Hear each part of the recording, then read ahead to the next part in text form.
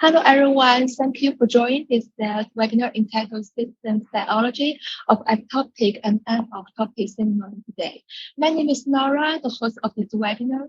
Please be aware of this webinar is recording now, and the recording of this webinar will be made available as early as possible on the webinar page of the sales journal. Before we get started, I would like to introduce a little about MDPI.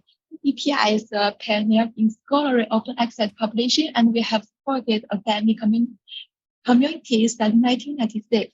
We currently have 427 diverse and open access journals, and we are working with more than 150,000 academic experts to provide high quality service of our service. Our leading journal sales.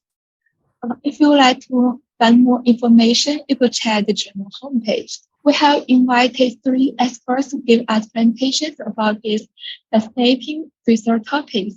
They are webinar chair as well as the first keynote speaker, Professor Dr. Inna Lavrik, keynote speaker, Professor Boris Dimitovsky, and Professor Olga Lavrik.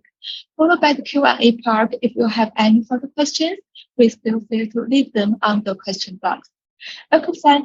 You can find the question box at the bottom of your screen. You may send in your questions at any time during the presentation. We will collect these questions and address them during the Q&A session at the end of today's presentation. Please also remember to add the name of the person to whom you are addressing your question. This webinar is related to the special issue system biology of ectopic and non-ectopic syndrome, edited by Professor Dr. Inna Lavrik. For more information, please check the link below. And I would also like to introduce our chair as well as the third speaker, Professor Dr. Inna Lavrik. Professor Lavrik did her postdoctoral training at German Cancer Research Center before taking the chair of Transition Information Research in Center of Denmark's key systems. She works on the interface of system biology, ectopics, and pharmacological targets.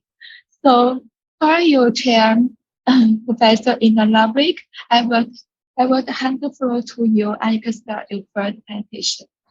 Okay, so welcome everybody to our webinar. Good morning, good afternoon, everybody. And I'm very happy to share this webinar today with 2 fantastic speakers. And I'm really very happy and very glad to greet Professor Boris Zhivatovsky and Professor Olga Lavrik as co-speakers at this seminar. So, but before I introduce the chairs, I would like to say a few words about this beautiful science of systems biology, which allows us actually to understand all quantitative processes in the cell in the quantitative way. And our special issue in cells is devoted exactly to this subject, how systems biology or quantitative biology can help us to explain the crosstalk between apoptotic and non-apoptotic signaling.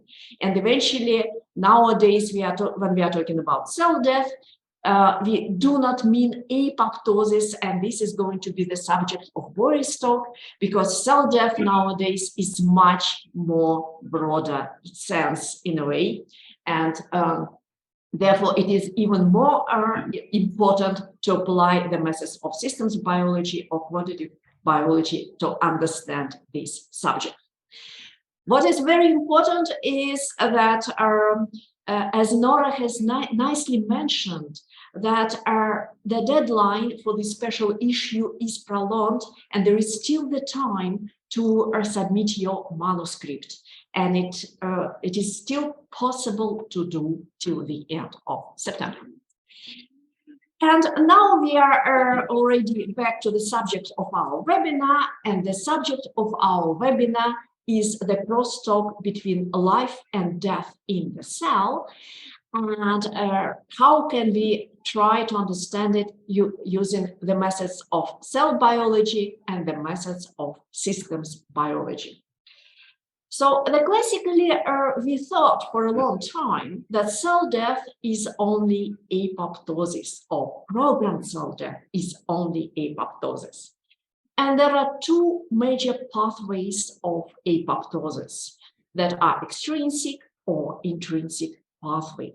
The first one is mediated via death receptors, and the second one is mediated via activation of mitochondria.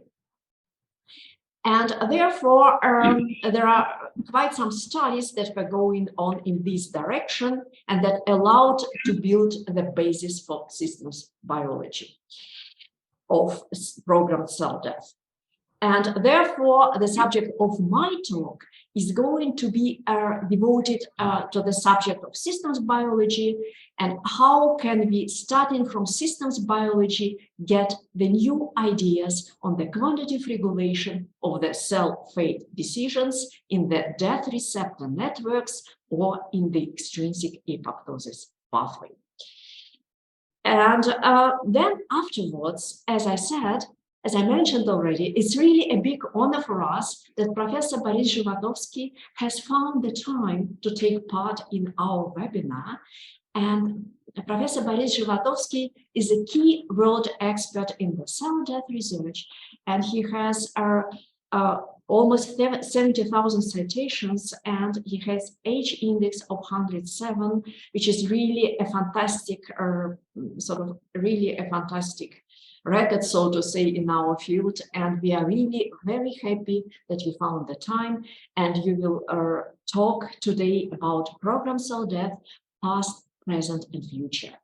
And Professor Boris Zhivatovsky is working at Karolinska Institute in Sweden, and simultaneously he has a fantastic work of driving the lab in Moscow State University and some other, I think, I don't know how, locations in Moscow.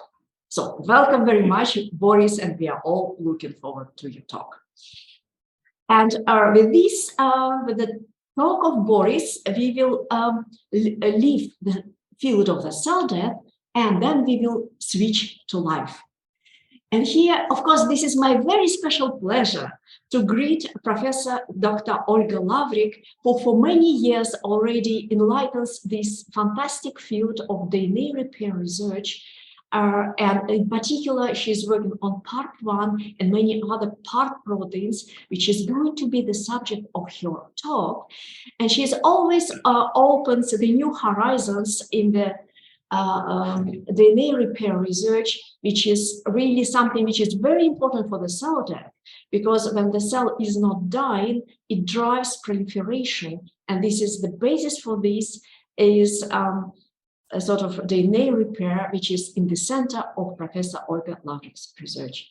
So we are very happy to have you here today with us, and we are also looking forward to your talk and to your presentation.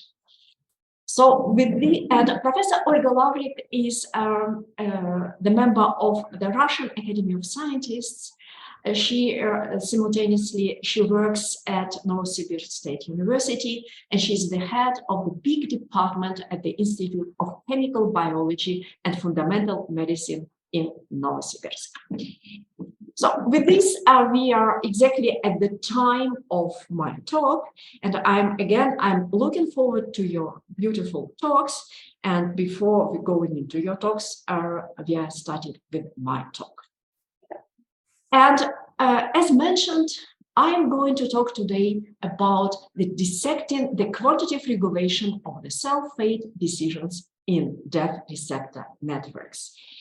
And I'm working at Otto von Guericke University at University of Magdeburg, which is a beautiful medieval city at the river of Elbe. So we are very much focused on the research of the death receptors. And here at this slide, you can nicely see all key death receptors that are characterized to date. And there are 6 death receptors right now: this receptor 1, this receptor 2, this receptor 6. And from all these death receptors, we are working on the death receptor 2, which is shown here in red. And this is the death receptor which has the name CD95, but most of the researchers know it under the name of FAS. So all death receptors, including CD95, have so-called death domain depicted in red here, which plays the key role in the transduction of the apoptotic signal.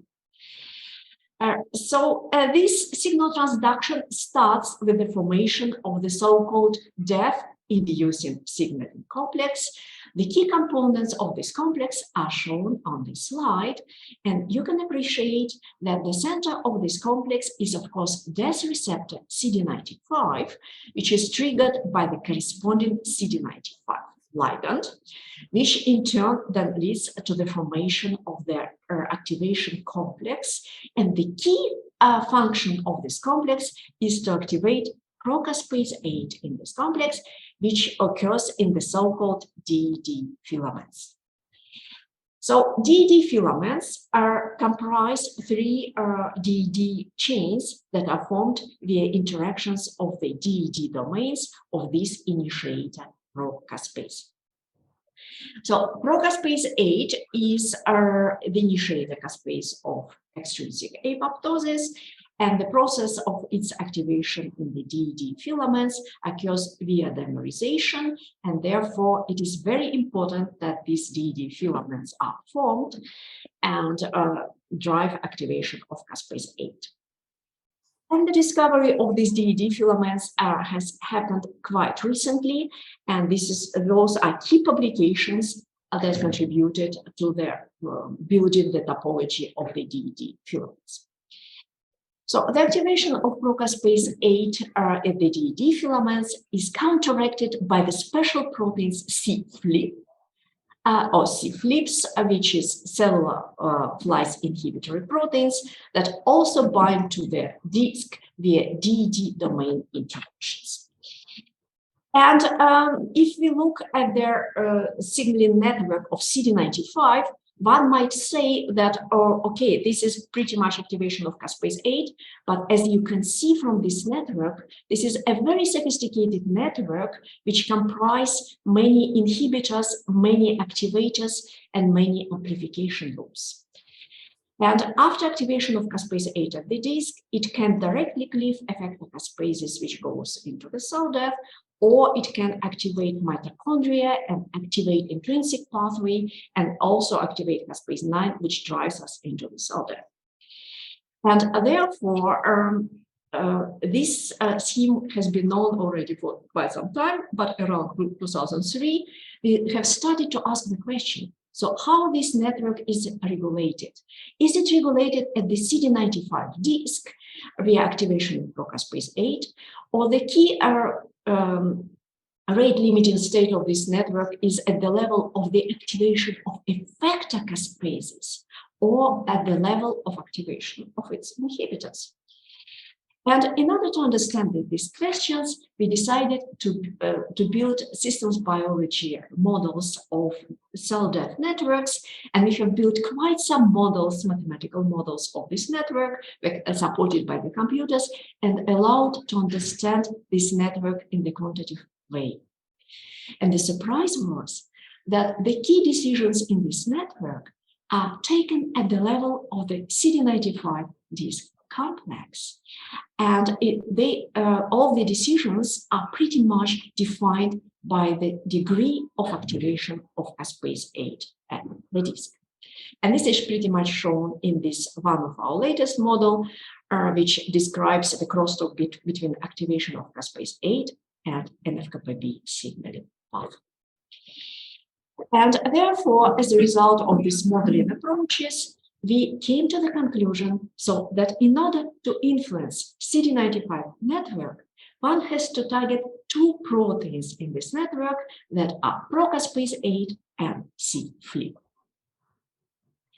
And therefore, in our subsequent research, and that's what we are doing right now, we are trying to target these two proteins, and in particular focusing on protein C-flip, which is the key inhibitor of procaspase 8 activation at the disc.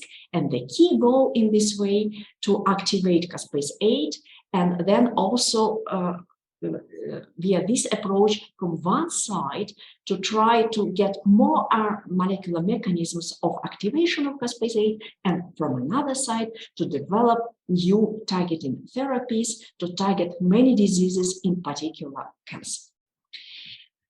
So, but before going into targeting of procaspase 8, we have decided to build the structural model of the CD95 disc. And this was important because procaspase 8 at the disc is present not like one protein, but like several isoforms and several cleavage products. And the same is true for C-flip, because C-flip is also present like 3 isoforms and 2 cleavage products at the disc.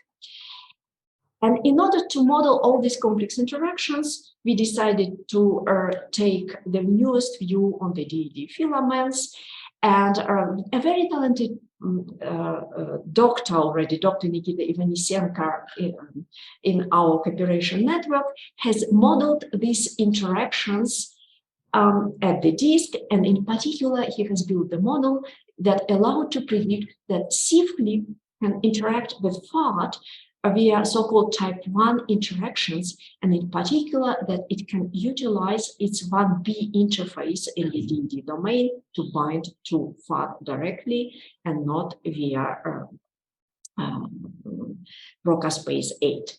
And here you can see the results of these calculations, which were done by Dr. Ivanisenko, and you can see that C-flip can nicely bind to the DED2 of C-flip via 1B interface, can bind to the DED domain of FAD.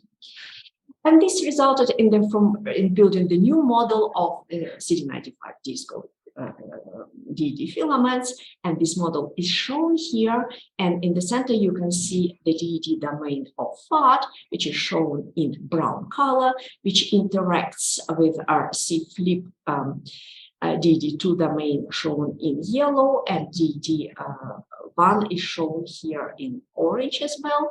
And from another side you can see procaspase 8, which is bound to FAD from another side.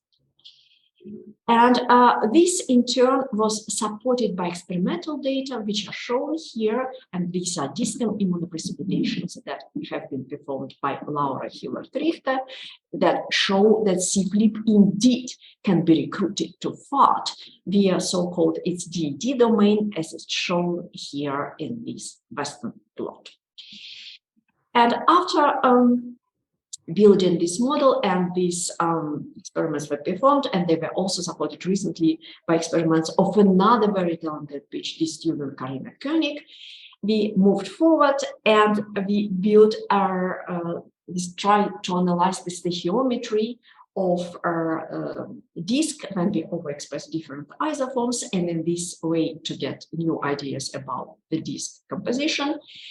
And this came down to the following model, and we can indeed show that C-flip not only binds from one side to FAD, but can also elongate DED chain in this direction, and in this way we come to this model, which is shown here in the center, that FAD serves as the key core of the DED filament and can elongate the chains, DED chains and DED filaments in both directions, so to say, to the right and to the left.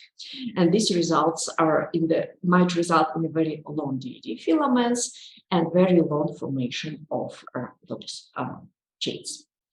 So with this, I would like to sort of summarize our the first part of my talk, which is devoted to building the new model of the disc and DED filament. And here we have shown that overexpression of C-flip isoforms results in shorter DED filaments. And this was the basis for additional experimental support for this new disc model. And we have shown that there are 2 modes of C-flip binding to the DED filaments that were predicted in silico, and they are shown in this model. And it's particularly important that we have shown that C-flip might serve as this bridging motif for the formation of the cooperative DED filaments. So after having this model in hand and after discovering this new way of building the model, we moved forward and decided to use this model for designing the drugs that target DG filaments and target activation of caspase-8 at the disc via targeting C-flip proteins. And in this part of the work, we decided to take the following strategy. We decided to target C-flip long, in particular its C-terminal part, and in particular its part which stabilizes caspase-8. And here I have to say a few words about how C-flip long can stabilize caspase-8, and that this stabilization, which takes place using C-terminal domains, leads to the stabilization of the catalytic center of caspase-8, and in this way promotes apoptotic activity of caspase-8. And idea and design, again, has been carried out by Dr. Nikita Venisenko, and his idea was the following. So he came to the idea that we have to find some stabilizer of the active center of caspase-8, which will stabilize this active center via allosteric protein-protein interactions. And the addition of this small molecule and its binding to the interface C-flip long caspase-8 should lead to the enhancement of caspase-8 activity and apoptosis. And in order to carry out this work, he has performed, Dr. Nikita Venisenko has performed in silica screen using zinc library of chemical compounds. And this library has selected about 1,000 compounds first, from which we selected 18 compounds, which we termed flipins. And flipin is a flip interactor, as it's shown here. And based on these 18 compounds, we have selected 2 compounds, flipin B, which is soluble in the MSO, and flipin B gamma, which is soluble in water. And these two small molecules have been tested for their physical-chemical properties. In particular, it was shown using biocore measurements that they indeed interact with the target C-flip long. And then we moved forward to their sort of experimental assays. In this assay, we can indeed show that addition of C-flip long to the cells increase caspase-8 activity at the disc, as it's shown here by this red color. And these experiments have been performed by very talented scientist, Laura Hiller-Richter. And she has also shown that the addition of this compound, flipin B, to HeLa CD95 cells, which overexpress C-flip long in particular, together with CD95 ligand, indeed increases the percentage of the apoptotic cells. And this we have measured using our key state-of-the-art technology, imaging flow cytometry, which allows to measure the dying cells and look at the shape of the dying cells in their flow cytometry in the bright field, in order to see that they do indeed die by apoptosis and not by some other type of the cell death, which we are looking forward to hear in the next presentation. So, and then, of course, as we are working on the systems biology, sort of an interesting task was to find out if we can find some specific kinetic regions or sort of regimes in their treatments when these flipins are working in the best way. And the key of this work, the aim of this work was to try to find out particular cell lines which might be more sensitive to the action of flipin, and therefore moving from cell lines to the patients in the future, we can maybe use this compound for treating cancers. And in order to do this, we again applied systems biology modeling, and the model has been performed by Dr. Ivanisenko. And this model has told us that eventually the best ratios between procaspase and C-flip, which leads to the increase of the amount of caspase 8 activity, is the ratio of 1 to 2. And under these conditions, when we have 2 times higher amounts of caspase 8, we have the best sensitizing effects of those cells. So we can see here that under these conditions, presented here, we have the best rate for the cell death, which is shown here in red. And we can also see that caspase 8 activity in these conditions is also the highest, which is shown here in red as well. And this also was explained by the model that in fact, what flipping does, it increases caspase 8 activity in the first hours after the stimulation, and this is shown here by the red line. This is the effect of flipping. And without flipping, caspase 8 activity is shown here in blue. And this promotion in the first hours leads to their enhancement of apoptosis. And this again tells us that it's very important to think about the times, kinetics, and really to find effects of the action of some compounds. So, then, of course, we also a little bit expanded the model and tried to use it together with this mass spectrometry data and try to also to predict how, in particular, the ratios of C-flip and caspase 8 will influence the rate of caspase 8 activation depending upon their presence in this DD filament. And this is the further improved version of this model, which you can see here. And what is important here, that actually the amount of C-flip and the filament, also the changes the length of this filament, because at some point it can also block the filament, but this we can also discuss maybe in the questions. And this analysis lead us to the following prediction. And now we see the effects of flipping in the following way, which is shown here by this systems biology presentation.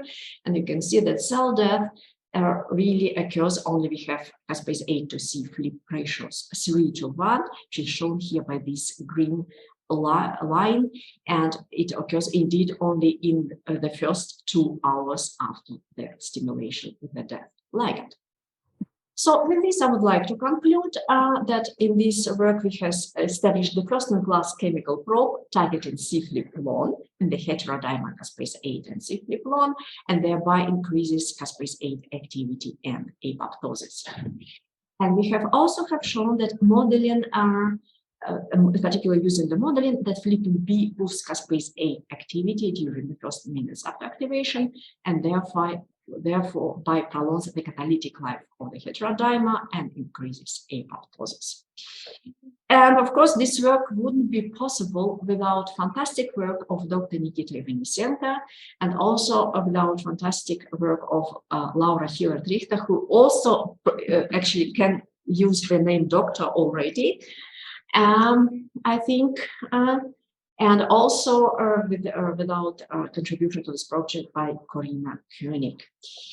And mass spectrometry experiments have been done in the Institute of Experimental Medicine by Professor Tila Kenne, and this work runs in the tight cooperation with the Institute of Psychology and Genetics and Dr. Vladimir Ivanisenko.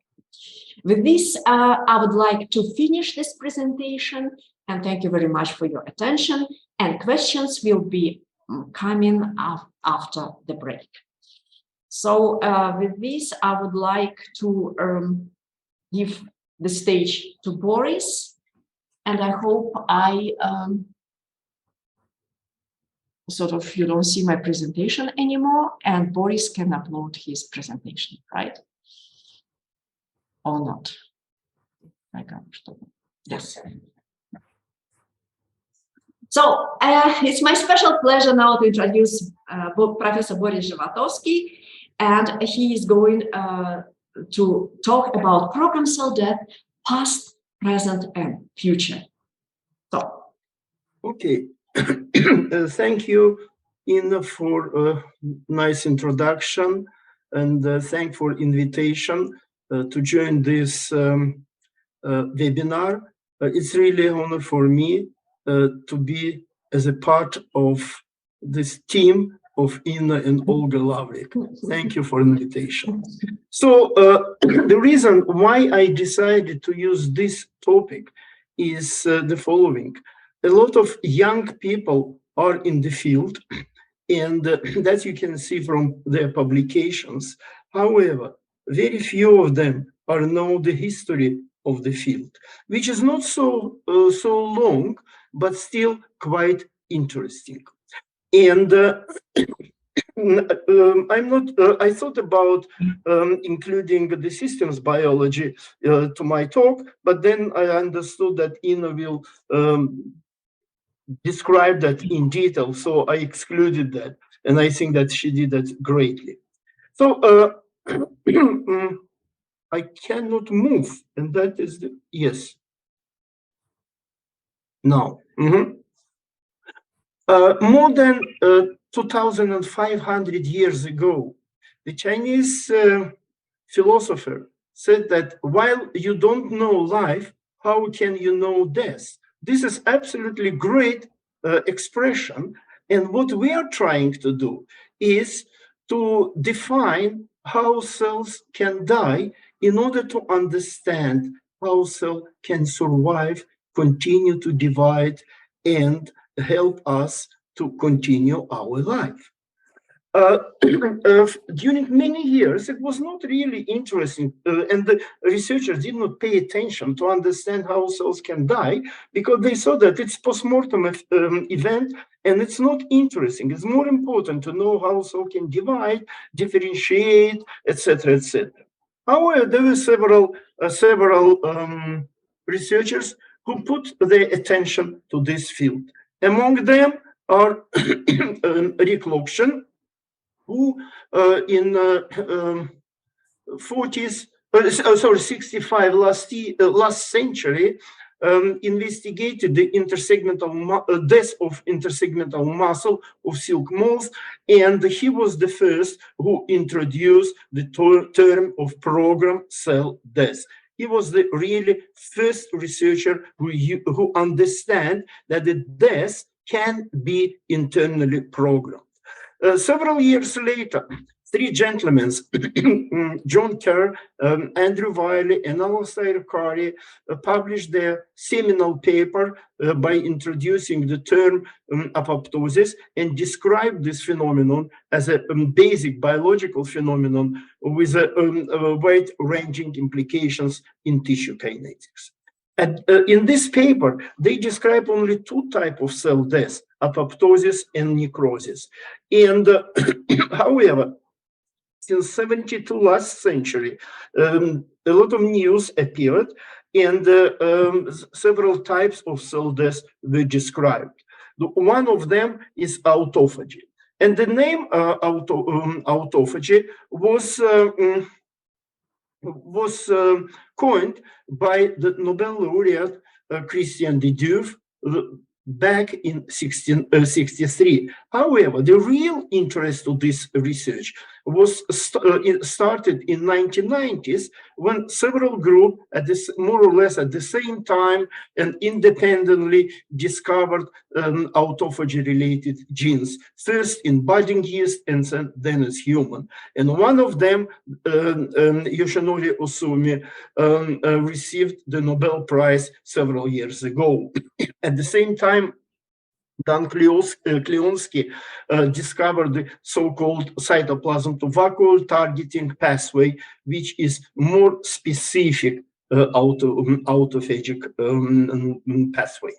And at the end of last century, Beth Levine, unfortunately, who passed away recently, discovered the connection between autophagy and cancer.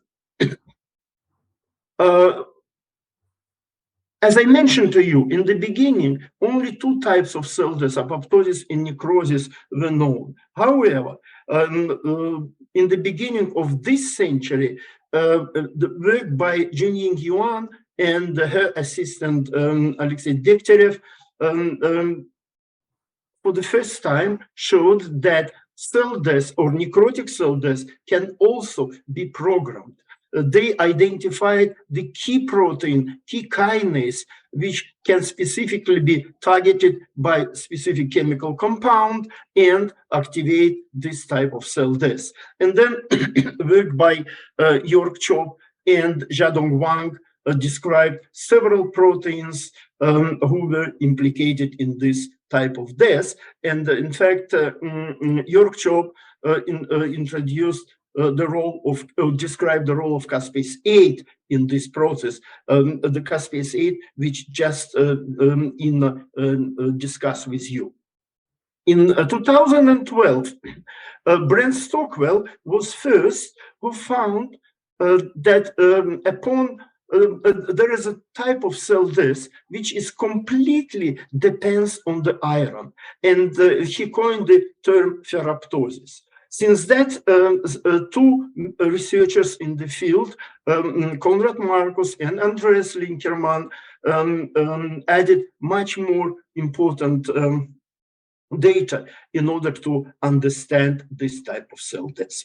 However, now we know much more types of cell death. Among them are those who are mentioned here in red, those who are in black, and those who are in green.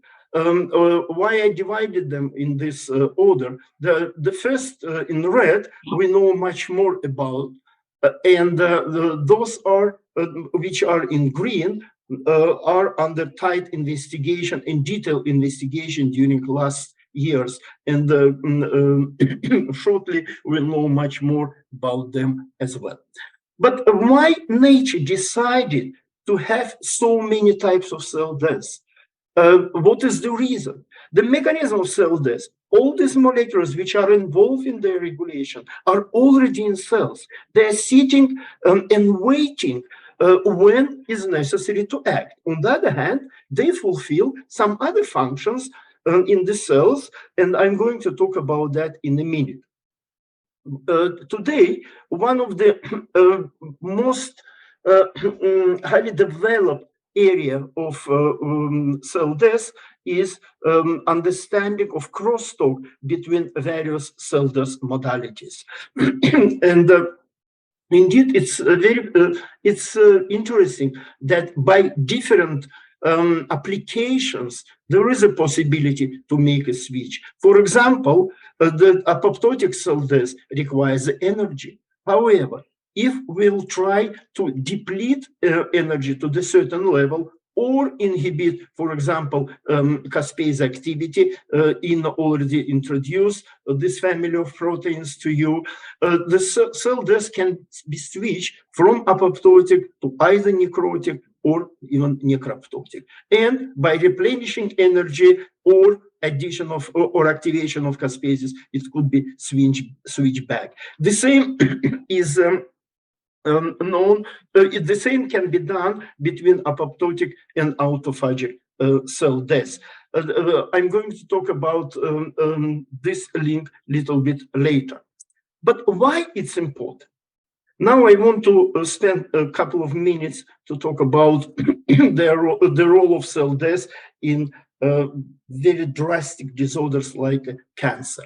In the year 2000, Hannigan and Weinberg published the so-called Millennium Review, in which they suggested 6 physiological implications which can lead to tumor progression.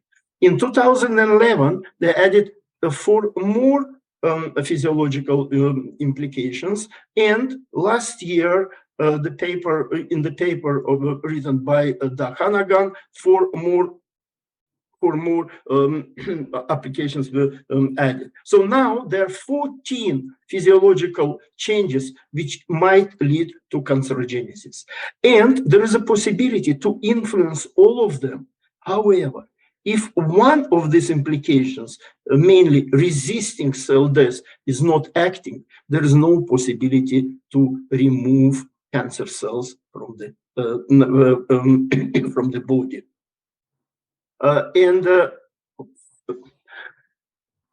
So cancer cells can die not only by apoptosis, but with different type of cell death. And for example, it could be necroptosis, autophagy, etc., etc. And interestingly, that by investigation of lung adenocarcinoma, one of the type of lung cancer, one of the four types of lung cancer, we and some our colleagues found that the level of autophagy is quite high in this type of tumors, and we took an attempt to downregulate the level of autophagy in order to make these cells more sensitive to treatment, and that's what has happened. Suppression of basal autophagy by downregulation of several genes can either suppress proliferation or can enhance caspase-dependent or even independent apoptotic cell death, which also can be stimulated by ROS formation. In fact, there is imbalance between autophagy and apoptosis can increase sensitivity of tumors cells. Now I'm talking about this type of tumors lung adenocarcinoma, which can be treated by downregulation of autophagy and upregulation of apoptosis. In already mentioned to you C-flip proteins.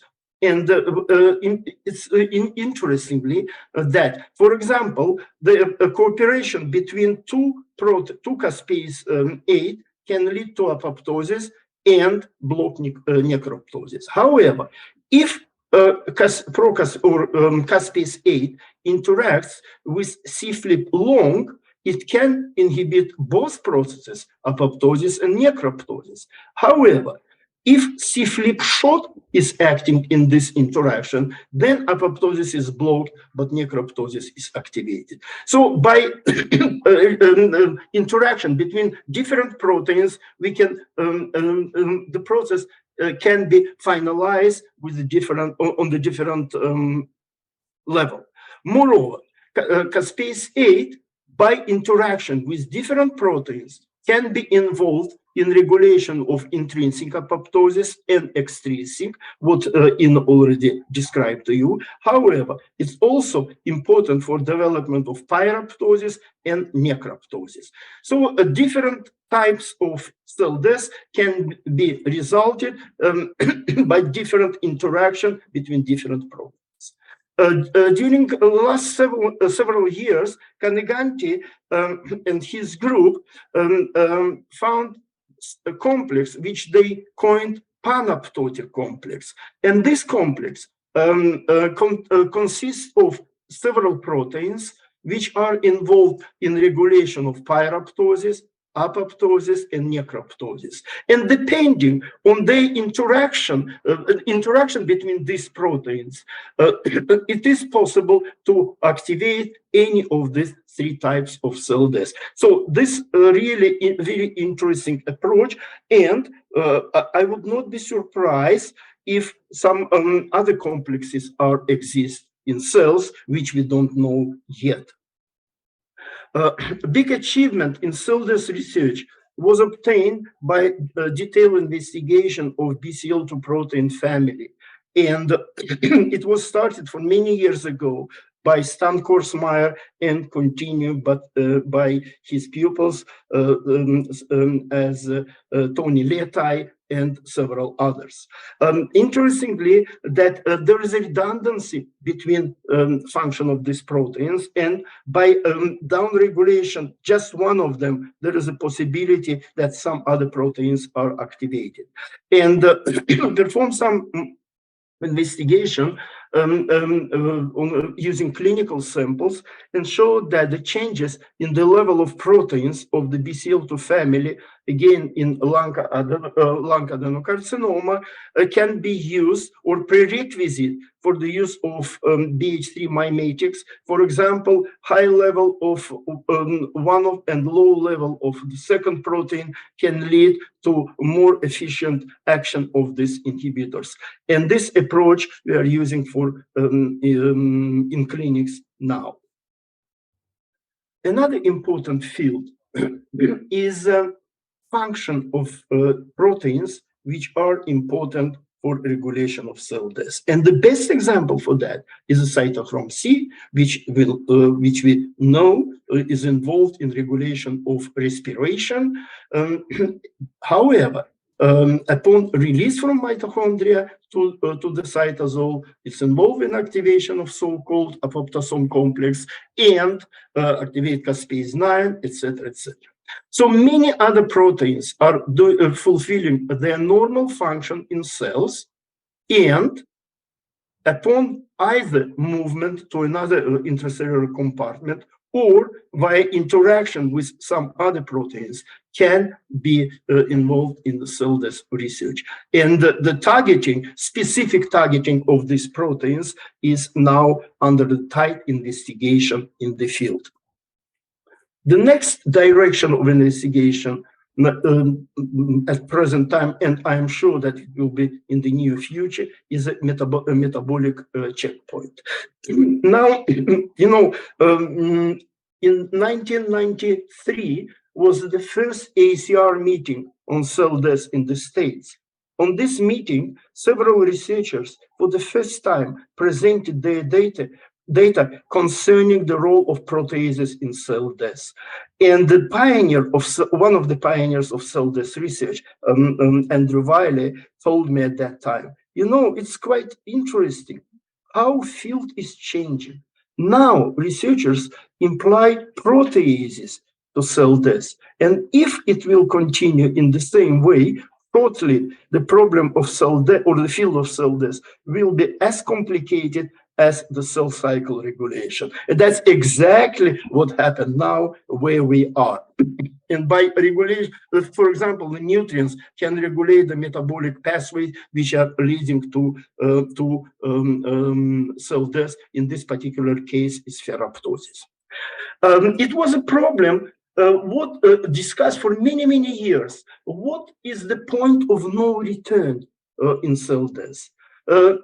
One dogma was that in apoptosis, point of no return is the release of cytochrome C from mitochondria. However, some 10 years ago, Tang and his group and some other researchers described the process which they called anastasis, is rising to life. And they show that there are possibility to return cell death, to stop the process of cell death.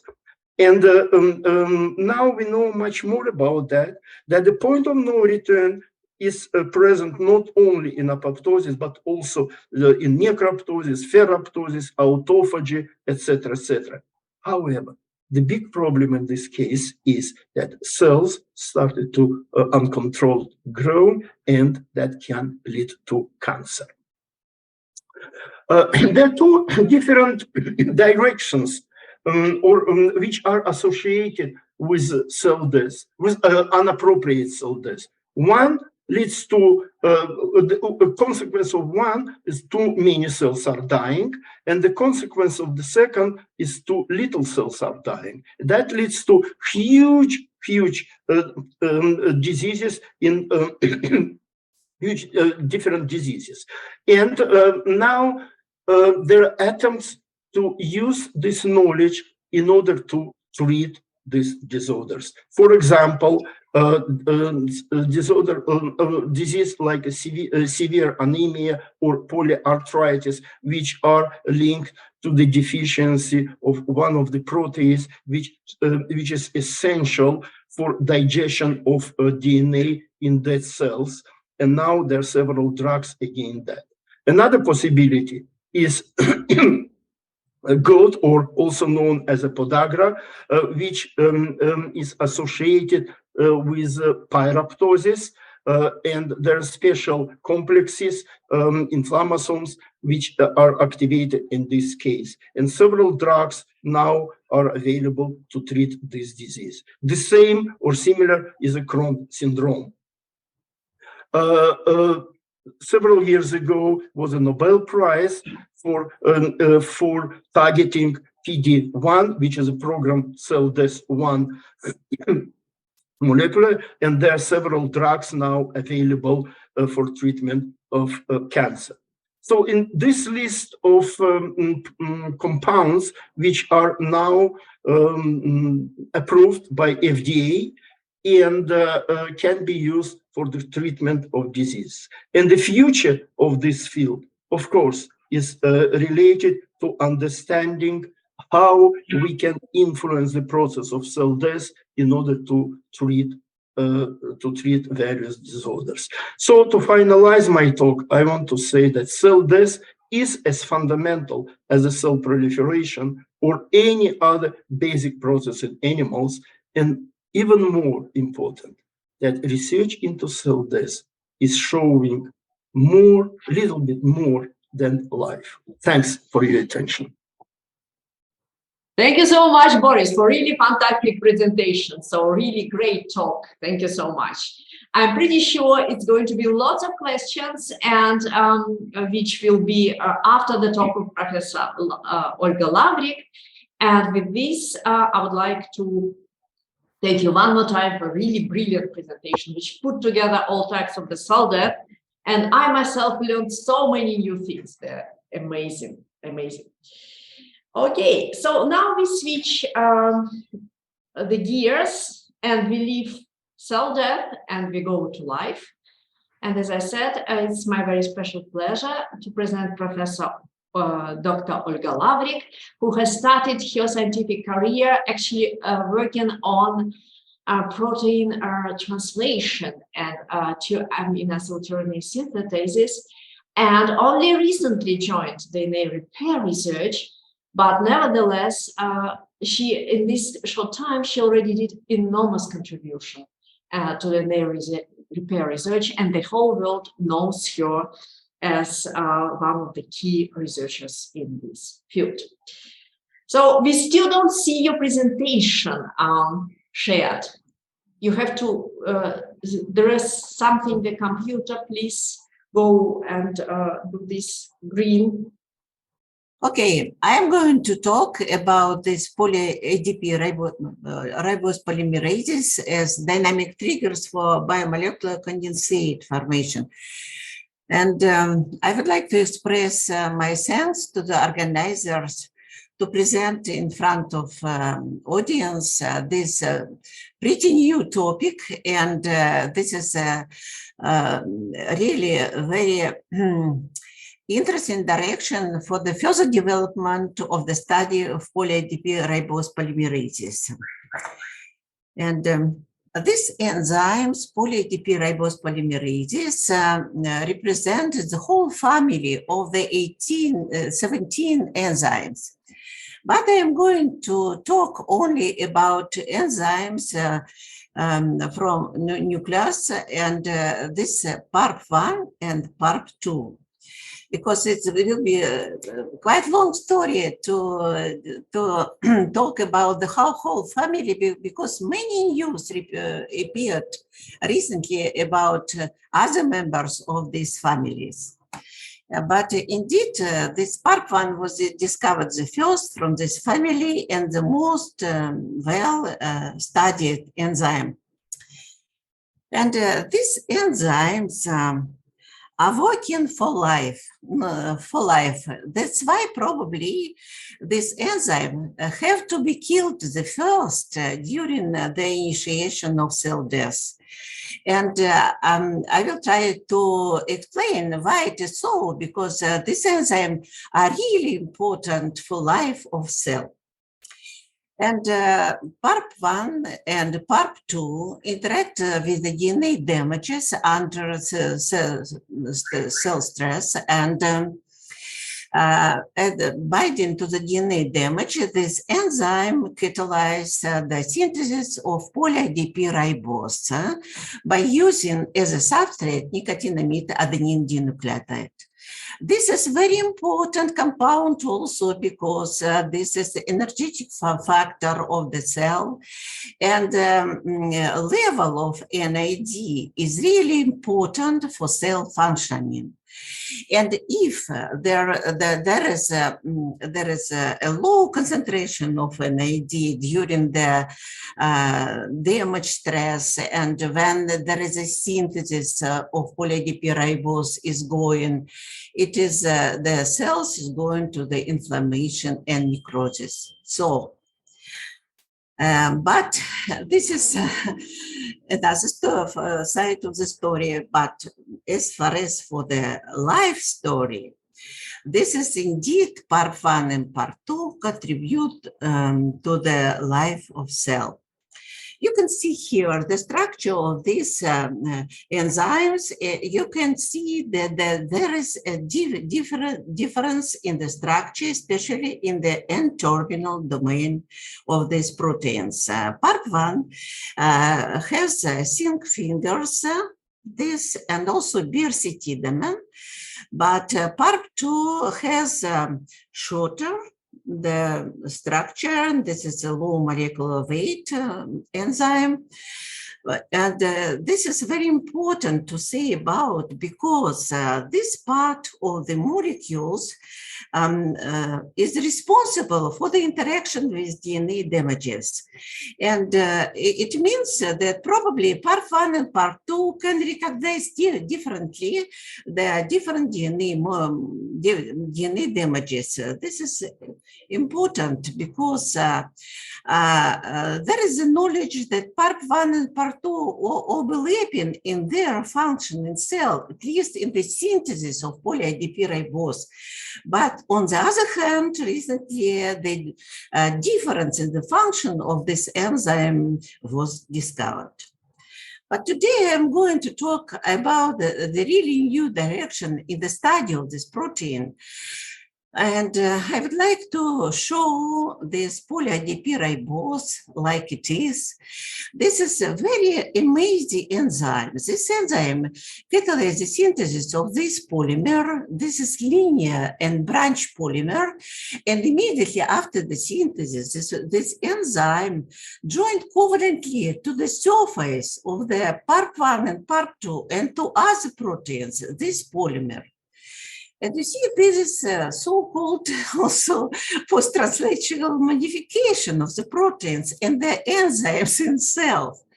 Part 1 and part 2 catalyze synthesis of poly-ADP ribose and its covalent attachment to proteins via aspartate glutamate, and it was discovered by lysyl residues and other amino acid residues. And this picture was from the last century, but recently was discovered another very interesting story for these enzymes. It was done the discovery of so-called histone pyrrolation factor 1, HPF1. This protein factor was discovered by Ivan Achel, who is working in Cambridge, and was shown that this cofactor completed the active sites of part 1 and part 2 and switches the specificity of poly-ADP ribosylation to serial residues. Therefore, this could be the most stable covalent bond, and this is very important. And indeed, it was discovered that the histones on the chromatin levels also related by serial residues.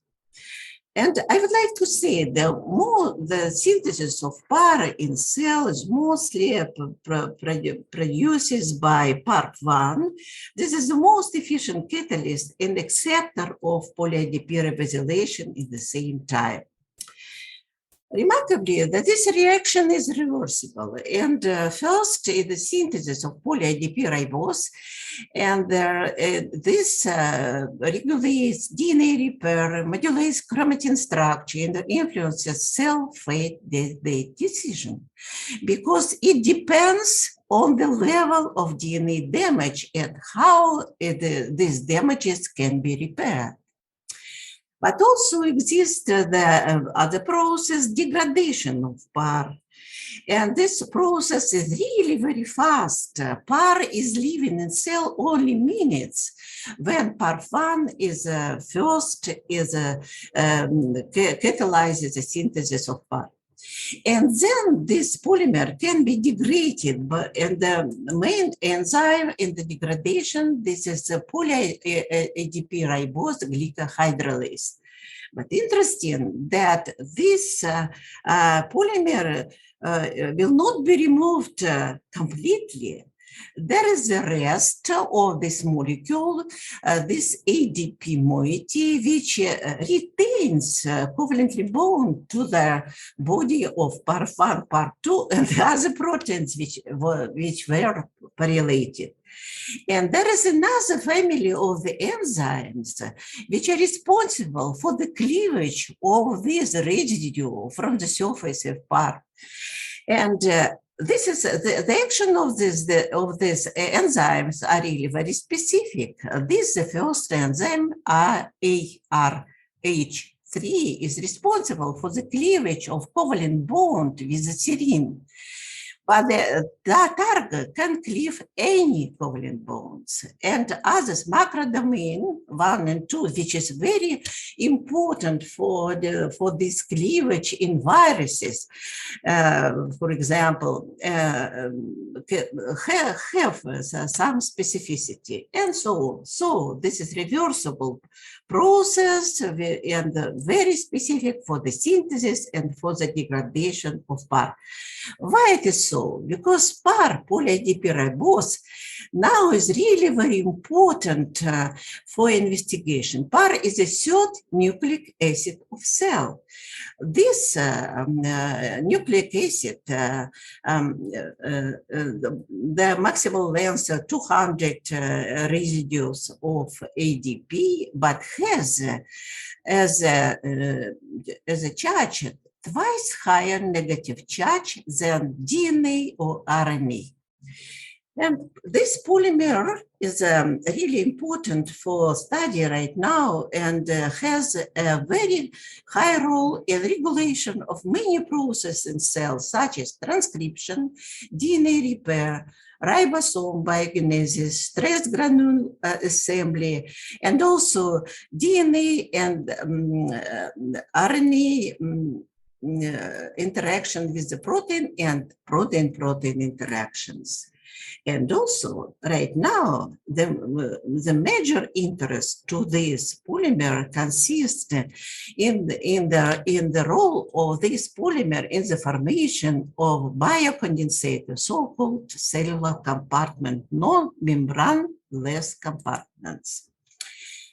And this is very important point because PARP2 and PARP1 involved in many processes in cells. You can see here the panel. This is base excision repair, DNA double-strand break repair, nucleotide excision repair, and also telomere maintenance, chromatin remodeling, and histone pyrrylation, and these processes, and also proteasome degradation is important, and is important, as Boris said in the previous lecture, for many processes, but also for degradation of the proteins, and pyrrylation is connecting with this proteasome function. And PAR1 and PAR2 have many partners, some specific partners in each process in this figure. And for example, in base excision repair, the main partners, this is X-ray CC1. This is platform for base excision repair. The major DNA polymerase of base excision repair, DNA polymerase beta, and also DNA ligase 3. In this process, this is XPA and UVDDB. In this process, DNA PK and Co7080, and so on.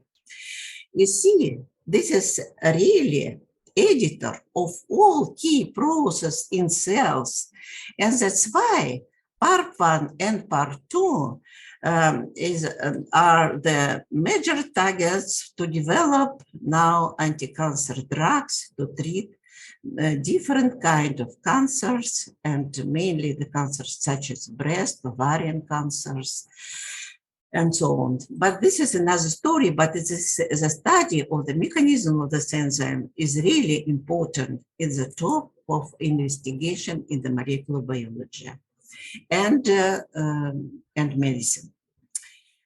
It sounds strange, but you see, this first protein, PARF1, was discovered in 1963. I mean, the activity. The first paper was published in 1963 in Biochemical Biophysical Research by 3 authors. It was Pierre Chambon, Jacques Weil, and Paul Mandel. And afterwards, it was a long time when there is no high interest to this activity of poly-ADP ribosylation.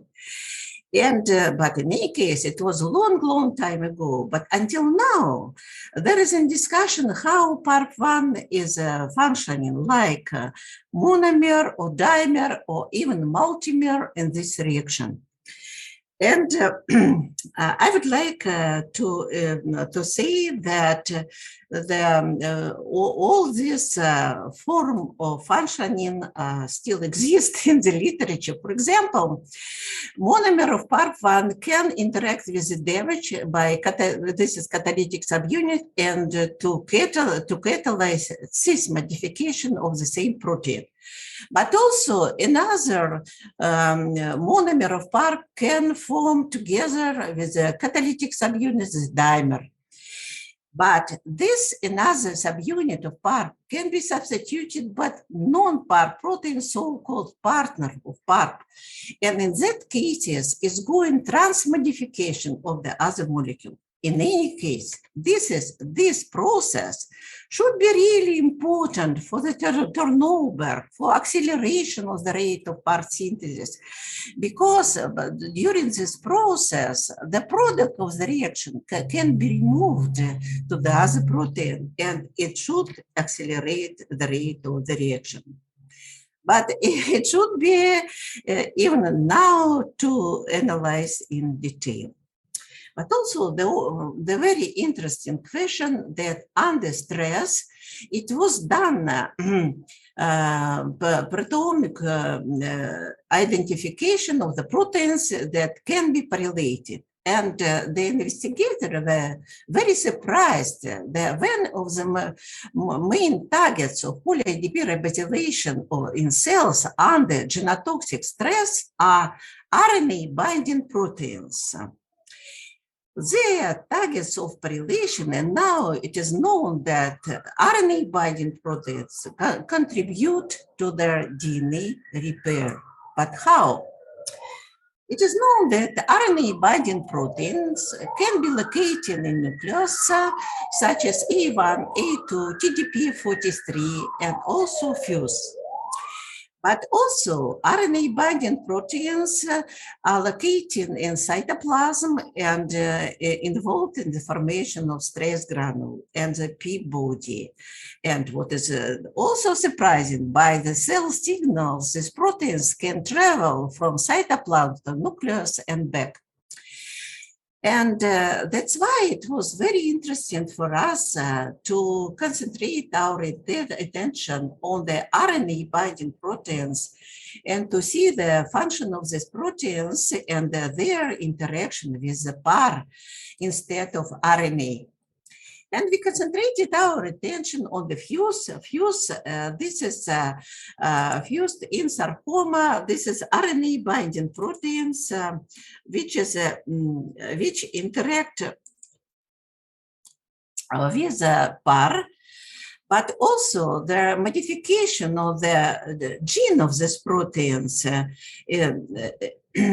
results in the very hard disease, this amyotrophic lateral sclerosis. And right now it is known that modification of fuse results in other neurodegenerative diseases. And it was known that FUS involved in mRNA splicing, mRNA transport, in transcription. But also it was shown under microirradiation of cells and in the presence and absence of PARP inhibitors that FUS can be bound to the DNA damage under UV light irradiation only in the presence of PAR. And indeed, FUS demonstrate high affinity to poly-IDP ribose.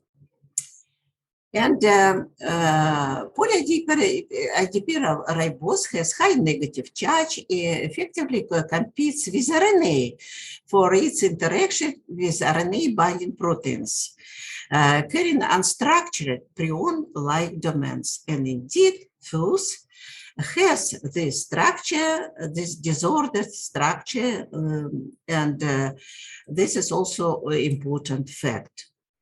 And the question of our study was, what is the functional role of the interaction of RNA binding proteins with PAR as a role of interaction in regulation of DNA repair?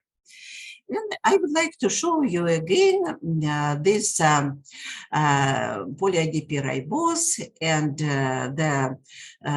when this polymer joined to the target protein like PARP1, PARP2, and the others like RNA binding protein, which are acceptors of pyrrolation. PAR polymer, this is a dynamic trigger for formation of biomolecular condensates. PAR, you can see the polymer could present as developed multivalent structure with a large surface area. And this is a very interesting fact. And now in the literature, you can find many papers about so-called PAR code. PAR code, it means that how this PAR can recognize different PAR or RNA binding proteins. But also PAR can contribute to the formation of this reversible membraneless compartment.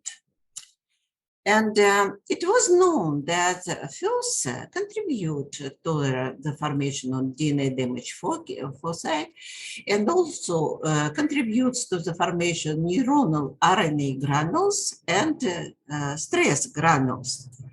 That's why we decided to look the interaction of this protein with poly-IDP ribose.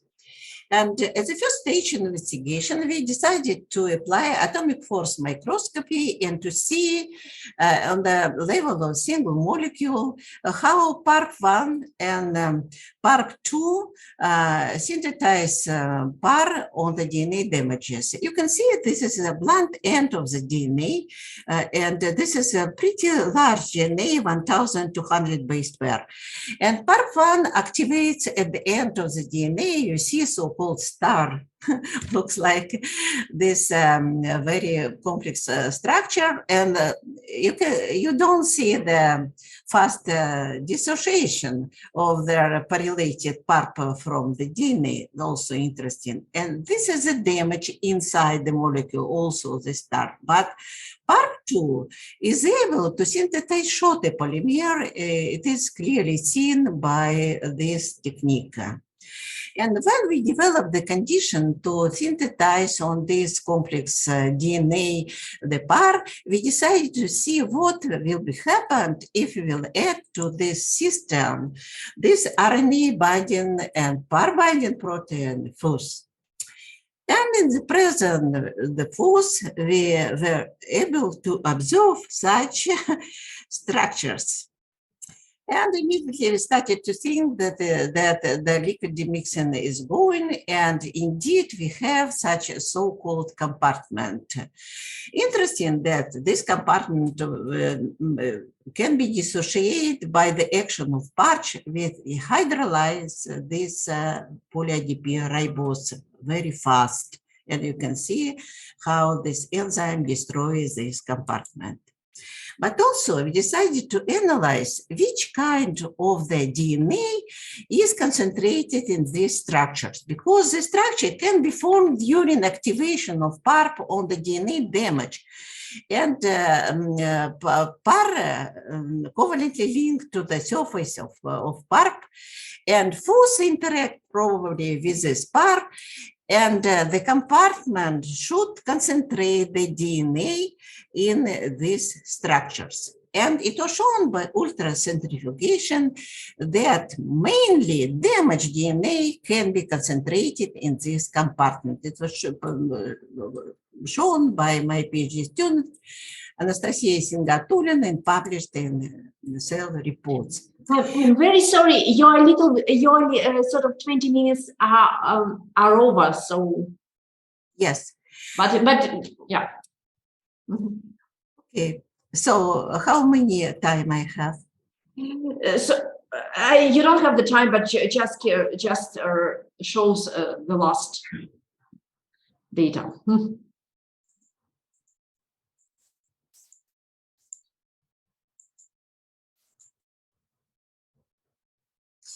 Therefore, our study showed that FUS binds to poly-ADP ribose, formed this compartment at the DNA damages, which leads to, and this is a membraneless compartment, and this compartment concentrate damaged DNA. And also we showed that DNA repair proteins are concentrated in this compartment by protein-protein interaction and also interaction with the PAR. And this indeed very important structure to catalyze DNA repair. And because this structure is also showed for DNA replication, therefore, this mechanism can work for replication. And transcription is also in understudy. What is the role of the compartment in this process?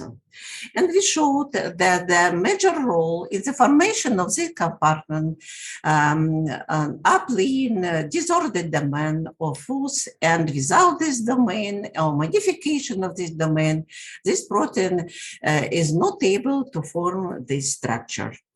And DNA damage compartment formed by FUS and PAR can be dissociated by PARCH and the hydrolysis of FUS, and which is important for dynamic process of for turnover of DNA repair. And you can see this publication. So. And also, I would like to express my thanks to my colleagues who contributed into this very interesting and big project. And this project was performed in cooperation with the University Ivry-Val de Saône, Ivry, France. It was supported by grant Russian Scientific Fund and also in CERN, France. Thank you for your attention.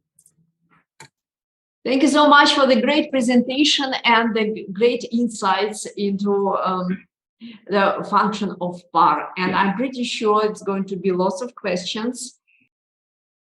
And we are still, I'm looking at the chat. There are no questions in the chat right now. So, but maybe the speakers have the questions. And in this way, I will start. So as we have this cell death seminar, so the question is, indeed, how these drugs, which you just showed to us, which target PARP1, how do they influence the population of PAR, and do you plan to develop some drugs targeting PARCH? It is already developed, but we are not working with PARCH. We are working with the developing of the drugs which inhibited PARP, of course, but there are many drugs already in the clinics. such as olaparib, rucaparib, niraparib, talazoparib, veliparib, and this is in preclinical studies. And mostly this is inhibitors of which can inhibit synthesis of poly-IDP ribose. Therefore, and to trap PARP on the damages. And therefore, the most important to inhibit synthesis of poly-IDP ribose, and it was exactly the main idea of my talk today. So what types of the cell death are induced by inhibition of synthesis of poly-RP ribose? So this is, of course, it will be apoptosis. It depends on the concentration of the drugs that can be used to inhibit. Yeah, it could be necroptosis as well. It depends. For example, olaparib with together with some other compounds can lead to necroptosis, just as an example. But I have a question to Inna. The compounds which you described, which influence interaction between in FAS pathway, keeping in mind the changes of effects depending on their interaction. Do you think that you might be able to somehow kill cells and not influence the normal processes? So thank you so much, Boris. This is a very important question. Yeah. Of course, we are not planning to consider any therapeutic approaches based on CD95 or FAS. Okay. Okay. Because we all know that FAS or CD95 is toxic to the normal cells. Yes. And therefore, we only consider these approaches when we are considering co-treatment with trail. And I didn't show you this data today, but we are working on that. And of course, we are also testing how it works on trail pathway, and it acts on trail pathway in the similar way. And we know all the similarities between FAS and trail for signaling. And therefore, we orient us on mostly on the trail signaling pathway and the new analogs of trail that are developed right now. Thank you. Thanks. Thank you so much. So I have the question to Boris. Me? So, okay. Yes. So what do you think? What will be sort of how many more types of the cell death can be discovered in the nearest future? You know, a couple of years, coproptosis was discovered, which is completely depends on the copper. And actually, I included that in my slide. Recently, it was comments from one of the group suggesting the presence of syncoptosis, but I don't think that it might happen. You know, there's so many metals, and I don't think that each metal will have its own type of cell death.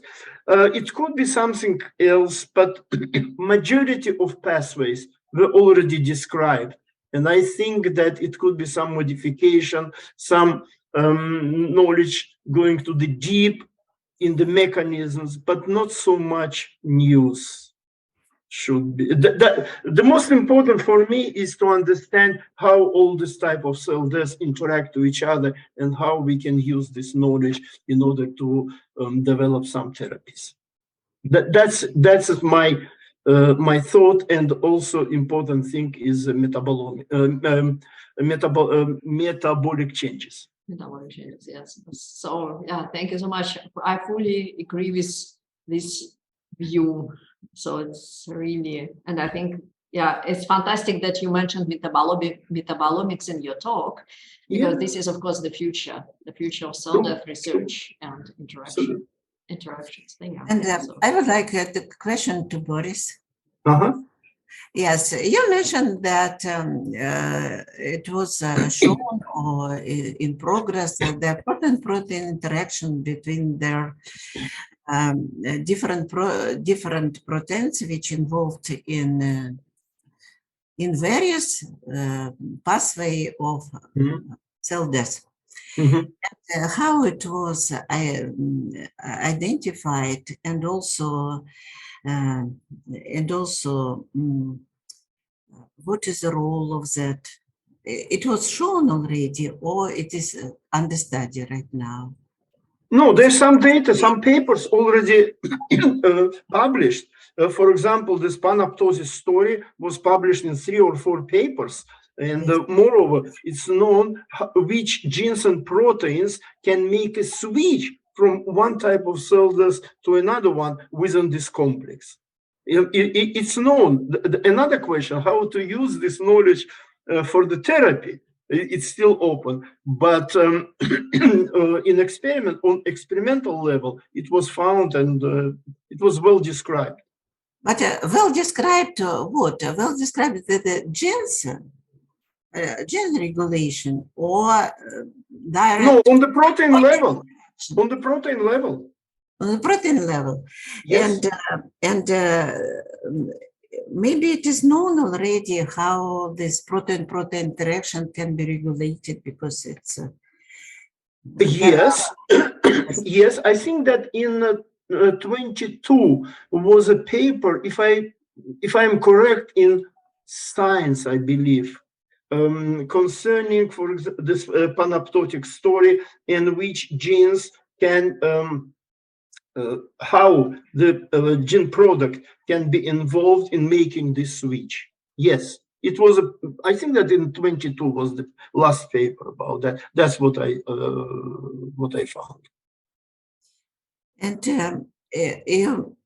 yeah, okay, interesting, because I can send you this information in more detail. Okay, thank you. Okay, yeah. okay, thank you so much. So with this, I think we have to finish right now, right? So yes, because thank you so much one more time, Boris and Olga. Thank you so much for your great talks and great contributions. And we thank all the people that joined us today for this webinar. And we hope that you learned a lot from our beautiful subjects of research. And we are looking forward to further manuscript submissions to our special issue.